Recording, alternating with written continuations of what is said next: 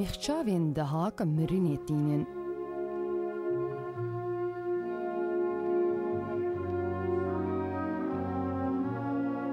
Marên millê wî zîldiden û didin dotikan.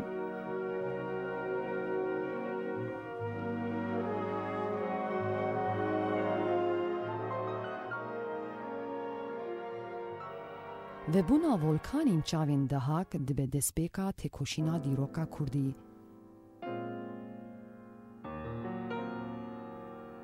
Kawayê hesinkar wan maran dikuje û nevroza rengîn di destpêka buharê de li dar dixîne.